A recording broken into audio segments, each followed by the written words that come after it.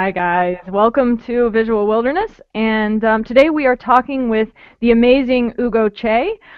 He's with us to talk about his portfolio, and we're going to talk about what kinds of images sell, what we look for in our own portfolios. It's going to be sort of a broad conversation. Feel free to post questions if you're interested in joining in the conversation, and maybe we'll answer them, and maybe we won't. If we can, we will. If they're sort of within the realm of what we're talking about, we'll go with that. But otherwise, it's going to be sort of an eclectic show, and we're going to see if we can come up with some basic guidelines for how to choose or how to share your portfolio. Okay, Right. thanks for the amazing. So let's do some introduction before we go ahead. I'm going to introduce Verena. Verena's going to introduce me, and then Ugo Cei will introduce himself. So what he does and what it is like in sunny Italy. All right, so I am going to introduce amazing Verena Patel. Married to the beautiful and talented Verena Patel, who is just awesome photographer as well. And every time we go photograph some exotic location, it is like being on a date with your best friend. So feel free to check out her work at photographybyverena.com or just type Verena Patel on any search engine and she will come up. And this is Jay Patel. Jay and I have been married, I think, for 8 years now, and we are both wilderness photographers. We do this for a living. It is the best job in the world, without question. And we spend a lot of time traveling. We do courses and all kinds of learning materials. We teach workshops. We do presentations, and so on and so forth. So Jay has been shooting for what? 9 years, maybe? Sorry, not 9, 15 years, maybe? We don't know, something like that. And he loves brilliant colors, wide angle landscapes, wide vistas, and all right, let's move on. And Ugo, tell us a little bit about your photography. Tell us about what you love to shoot. Yeah, thank you for having me here today. I'm an amateur photographer. It's not my profession. I've got another day job that is paying the bills at the moment, but I wouldn't mind to at least to have my photography being able to support itself. I mean, getting some little bit of extra money to buy gear, maybe to pay for some travel, even having the recognition that comes from selling something. I think it's important, even if it's just a small amount of money. To me, would be important. So yeah. I think that's we've been talking really... a bit about this, and yeah, and I like landscapes. I like a bit of everything. I might say that I could qualify as a travel photographer, mostly because I mostly shoot when I'm traveling.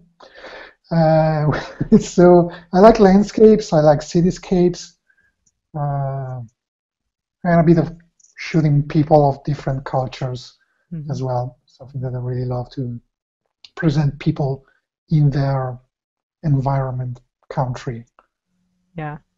Yeah, that it's interesting because I think the reasons that you give for wanting to make a little bit of money off your photography, or your feelings about wanting to make money off photography, are very, very much what we hear over and over again from people all over the world. It's not necessarily that they want to be professional photographers who spend all their time shooting. What they want is just for their photography career or their photography sales to support their photography hobby. They want to be a little bit beyond a casual shooter, but they're not really interested in running a full-time business. So yeah, I mean, I think you sort of start us off in exactly the right direction, because what you want right now out of your photography is very much what the vast majority of photographers are wanting. Exactly. Yeah. So let's go ahead. Jay, why don't you take over for a minute, and we'll talk about what we're going to do, how this is going to work. All right, so I think to give you some idea, Ugo, about putting a portfolio together is when we put a portfolio together as photographers, our first intent or our first inkling is to take our best images and stick it up on a portfolio. Now, if you want to make money at it, you have to remember that what we consider to be our best photographer is not our photos. What we consider to be our best photos is not something that the prospective buyer is always looking for. So you need to get into the mind of the buyer as to what they're looking for, and then go ahead from that point onwards. So Ugo, let me ask a couple of questions. So the way, sorry, before I ask questions, the way this conversation is going to go is before we build a portfolio for you, we need to identify who the buyers are. And based on who the buyers are, we can target a bunch of portfolios or maybe a specific portfolio that you want to present. So I'm going to ask you a couple of questions and see if these questions make sense to you. Is Milan, you live in a city in Italy near Milan, is Milan a tourist town? Would you say? It is. It is in some measure. It's not one of the most sought after tourist places in Italy. It's not like Rome or Venice or Florence, but it has. Italy's economic capital. That means that people come here for exhibitions, events. There's a fashion week, which attracts people from all over the world. There's a tourist fair. There's a furniture exhibition, which is very important across all of it. So it tends to attract a lot of people, tourists, and people who are here for business, but might spend some time being tourists as well. Okay, so Milan is maybe not as much as Florence, Venice, and Rome, but have gift shops and things that people go to and purchase little posters or things like that. Absolutely, yes. So I think one of the things that would be interesting for you to do as an exercise is go to these places, these gift shops, and just look through the postcards and things that they sell, and find out what kind of images they sell. Mhm. It's always really helpful for us when we're looking for images that are going to sell in a certain location.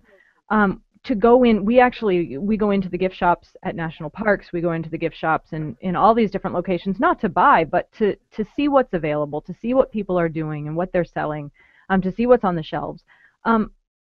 Take a look at the galleries as well. Don't just stop at the gift shops. Look at the galleries in the area as well and see what people have out there. Not so that you can imitate it, but so that you can complement it. That's the key. You don't want to be an imitator. You don't want to have exactly what everybody else is putting out there.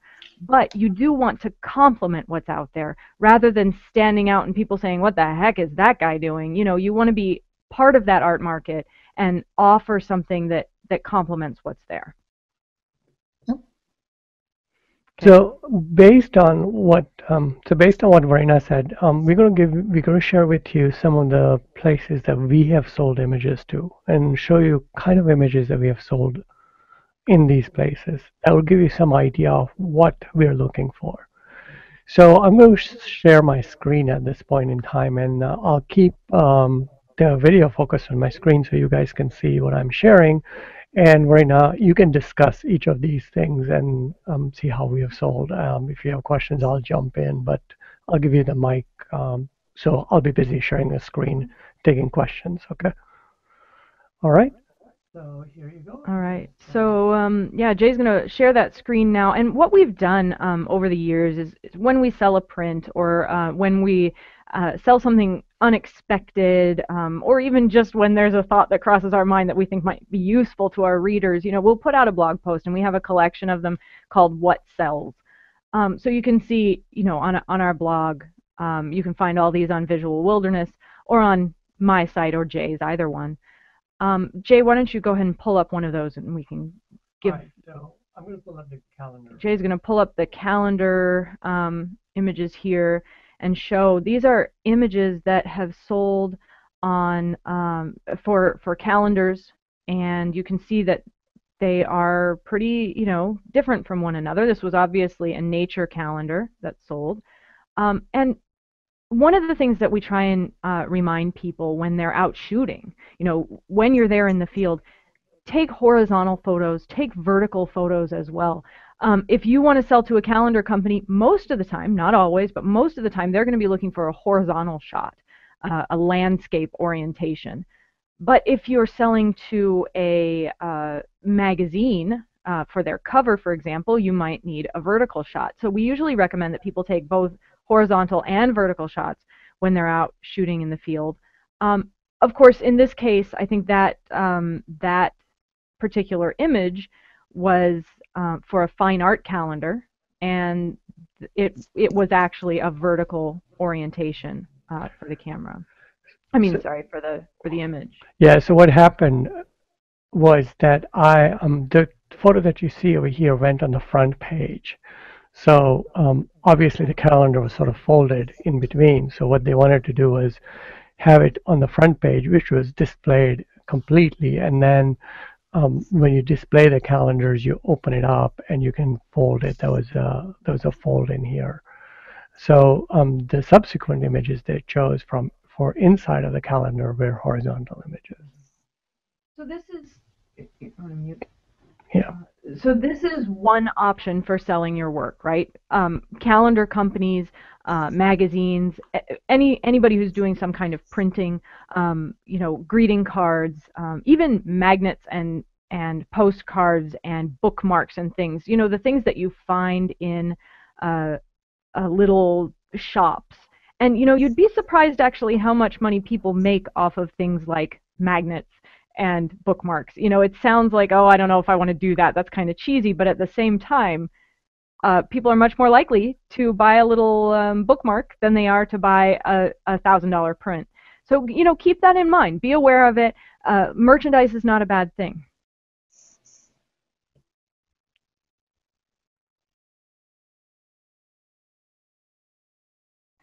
All right, so the next one that I'm going to share is selling to a publication like National Geographic or Popular Photography. Oftentimes, they won't purchase the photo outright, but what is a great idea, Ugo, is to be able to submit your images to, say, Popular Photography contests. I know you have some Southwest images, right? So go into their contest and submit it, and once they see your images, or if they were to pick one of your images and you have made contact with them, then it's an easier time doing that. Nowadays, there are also a lot of electronic magazines. So Marina can explain some of these stuff that we have submitted as electronic magazine. So one of the things that, as Jay's saying, submitting to electronic magazines is great, but be aware that in a lot of cases, electronic magazines are given away for free, which means you may not be paid for your images. If they are sold, we always try and tell people, keep in mind that if they're selling these magazines, it's really important that you get paid. We have been told, we've been asked over and over again, oh, this publication wants to use my work, but they don't want to pay me. They say that it's not in their budget. You know what? Just say no. Don't fall into that trap. It's too easy to walk into it and say, oh, well, they're going to give me, like the promotion or the just the visibility behind it. And you know what? It's really not worth it. If you're an absolute beginner, maybe, just so you can say you've been published, maybe once or twice, but after that, just don't do it. It's not worth it. Yeah, I've heard that advice several times. I just got a request a week ago of giving away one of my images for free, and I replied, sorry, no, I'm not going to be possible. Yeah. That's really, really typical. We probably get 100 requests a year each, from people who want to use our images and not pay for them. If we said yes every time, we'd be broke. It's just not a reasonable business model. You wouldn't go to a dentist and say, hey, could you just take care of this cavity for free just this once? We'll tell people you did it. It doesn't work that way. So there's that. The other thing is, I think it's important if you are submitting to magazines. If the magazine doesn't come to you, you need to go out and get the magazine. Jay suggested that you submit images to contests and things like that. Those are great. Make sure you read the rules and know exactly what they get to do with your image. If you're giving them exclusive rights, don't do it. But most of the time, that's not the case. There are some that you need to watch out for. But the thing is, though, you can actually approach the magazines. You can send them a note. You can say, hey, I have an idea for an article. I have an idea for an image collection that can be shown. What we usually recommend is that rather than just saying, here are my photos, which ones do you want? Don't do it that way. That's not going to work. They're going to go, yeah, right. We get thousands of those, a day probably, some of the big magazines. Instead, have a solid plan behind it. A lot of times before I would submit, I would actually have a fully written article, and I would send them the first few paragraphs of the article. They're looking for content. They need to fill a magazine every month most of the time.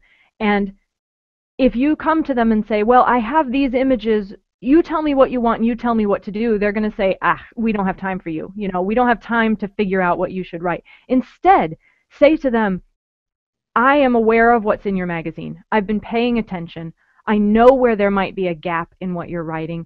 Here's an idea for an article that you haven't thought of before. I have all the images ready to go with the story, and I have the content already written.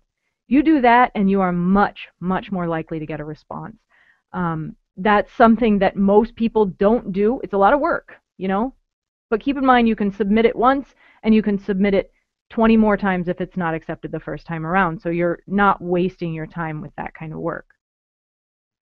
So if you don't mind, I have a couple of questions about this thing that actually Sure. Submitting to magazines is one of the things that I would like to do because I think they pay pretty well. Mm-hmm. So it's got good experiences with that. And the couple of photos that I sold to magazines, they came to me through my website or other social media. I don't exactly remember. So I said, wow, great. I've got published in a magazine, actually. Yeah, this photo here was an Architectural Digest. I mean, that's well done. That's great. But then it stopped there, right? Yeah. So now next month, National Geographic will call me, and next month, Time will call me, and of course that didn't happen. So right.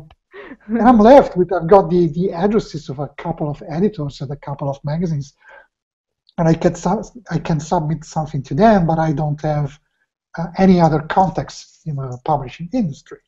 So that's one issue. How do I get in contact with the photo editors of those magazines? And then I had another question that I forgot. So Ugo, that's a great question as to how do you get in contact with a photo magazine. One of the things that I noticed from your website is when I look through your images, you have a lot of Southwest images. And obviously you have a fairly good travel experience in the United States. If you try to get attention of big magazines like Time and National Geographic, it'll be very hard for you to get there. Sure. You need to have a big name, or you need to have an established relationship with them to be able to get there. Instead, what I would do is look to local newspapers, Milan newspapers, Milan magazines, their local area. And a lot of times local magazines, I know that in Cleveland, which is a big city we live near, they have a magazine that is all about Cleveland magazine. And in that magazine, every week, there is a travel section in there. And what you do is you go through and, like Verena suggested, put together an article, a solid article saying, hey, I've been to this exotic location in the United States. I think your readers would have a great time reading about where to go on their next vacation, and then have a collection of images, an article that describes your experience, where you went, and then find out that in the beginning of the magazine you will know the editor, because editor a lot of times will put a note in the magazine Like Scott Kelby, for example, puts a note in Photoshop user because he's an editor for there, or Matt Kalowski puts it in Lightroom magazine. So find out the name and then have the article ready and say, hey, here's an idea, here's an article, I have everything ready to go. Are you guys interested? That makes sense. So my other question that I now remember was about, you mentioned content and writing an article. And that's something I didn't actually think of at all. I mean, not just providing photos, but also providing textual content. I was under the assumption that those magazines have the writers and they have an idea for a piece about a specific location, and it might be Venice or Florence or Milan, and they have writers who would write the content and would be looking for the photos to illustrate that content. I wasn't thinking of actually writing. Yeah, so if the writer or the photo is local, they may specifically have a writer. But it's very hard for a writer who has never been to, say, some United States location to come up with content. In that case, a lot of times we, as photographers, are also very good writers who come up with content. Does that make sense? Yep. Yeah, and part of that, to add to that, actually, the thing with one of the biggest problems for these magazines is that they do have writers on staff, but those writers are very busy. They're trying to keep up with, the next release date. They have deadlines, and they aren't necessarily constantly looking to come up with new ideas. Instead, they're working on an assignment at any given time. If you can tap into the fact that those writers are overworked and say, no, I've already done the work for you, somebody will need to edit it. There's always a need for editing. Even if you're the best writer in the world, they need to edit your work. But if you already have the content done, then one of those writers, they can be working on something else. And that's huge because it saves them money. It saves them time and money. But keep in mind that it doesn't have to be something that's really incredible and deep, and it doesn't have to be like the next great epic novel. You're just looking for something that will share with the reader anything. 10 tips for better photography in Milan, or how to capture the beauty of Milan in a day, or whatever it is. Just some idea like that. And there are so many ideas. You want a captivating headline, something that really grabs attention, stunning photos, and then enough content to grab the viewer. One of the things that we recommend too is, let's say you're writing some kind of piece on your latest trip. It's sort of a almost like a journal, right? So that's what you've decided to do, and you have images to go with it. That's awesome. Consider taking from that write-up, whatever it is, consider taking out 10 tips, 5 tips, whatever it is, and putting those as a separate part of your article. So here's your headline, here are your photos, here's your article, and here are 10 tips to go with it. That way, not only do you have a solid article, solid images to go with it, but you also have something that they can put in as filler here or there, at the beginning, at the end, wherever they have white space. That way you're looking at this from the perspective of the editors, from the perspective of the magazine editors, and you have an edge over somebody who just sends in another photo because they have piles and piles of photos. It's the writing that's difficult. Yep. All right, so we talked about two things. We talked about local gift shop market with little cards and things, and they're very easy to produce.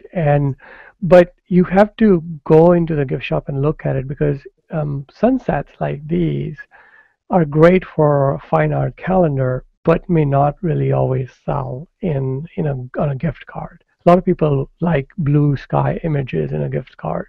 Milan in the beauty of afternoon with puffy clouds and things may sell better than Milan at night with some fine art images. So remember, there's a distinct difference between what fine art images are and what magazines for travel magazines are, or editors for travel magazines and gift shops are looking for. They're looking for things that people see with their own eyes when they travel. they're not looking for dramatic skies with lightning striking down, because it doesn't really create a feeling of a good vacation for somebody, or it doesn't really create a feeling of a good travel. So make sure that you recognize that there is a difference between what people want in those kinds of magazines and gift shops versus fine art magazines. Now we have a question, so right now I'm going to ask you the questions if you can answer. What is your view on the case when the owner of a venue you want to photograph gives permission as long as you can use as long as they can use the images that you take for free for commercial purposes? So I think the question is actually, they're asking if it's acceptable, or if I would be comfortable in a case where, I'm photographing a location. The people who own the location are saying, hey, you can use these photos commercially, but only if we are also allowed to use them to help with promotion of our venue. In that case, I actually feel pretty good about that. I think that, they're giving you something, you're giving them something back. I'm usually okay with that. We worked with, in Italy, actually, the last time we were there, we photographed a beautiful winery. And the agreement was that we would send them a collection of images so they could use them to promote their location, to promote their winery, and of course we could use those images as well. We use them for stock, and I think that worked out very well. They gave us a very nice tour of their facility. We were able to get down into the cellars and see the huge barrels, and it was a wonderful experience. And I think that as long as there's a back and forth, it's okay to do something like that. So we're sort of out of time, and we didn't quite get to a couple of other things we wanted to talk about, Ugo, about fine art images, as well as how do you approach selling fine art images in art market. So my recommendation is that let's continue this conversation in episode 12, which will be the second half of this What Sells episode. So we can break up the episode into two parts. That would be great. I think I already got some very good tips from you. Absolutely, some things that I didn't even think of at the beginning. So it's going to be useful, and yeah, let's keep this conversation going. That's great. That's perfect. We will look forward to that. We will set up another date with you and make sure that everybody's aware of it so they can come and join us again. And we'll go deeper into this, because I think I'm a little bit afraid that we can't even manage to cover this in another 30 minutes. We may have to make this a series of 10. But yeah, we'd love to have you back. Topic number one that is in the mind of amateur photographers. Yeah, no, it's great. We should be able to really dive into this.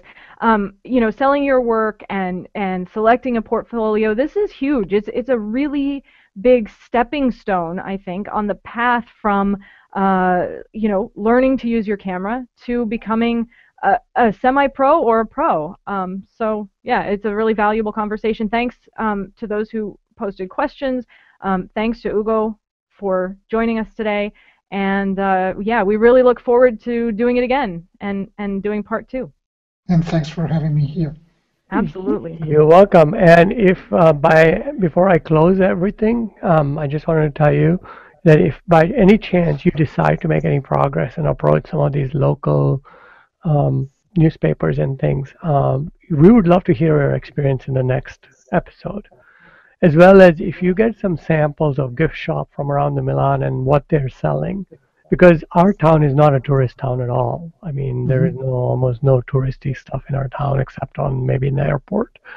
So if you find out what kind of posters or something they're selling, if you have some samples, we would love to be able to show it to our viewers as to exactly what kind of images they're looking for. So I think what we'll do is I will send you an invite again, and we'll continue the conversation, episode 12. So I'm going to sign off, say thank you for everybody for joining us, and this episode will be available on Visual Wilderness.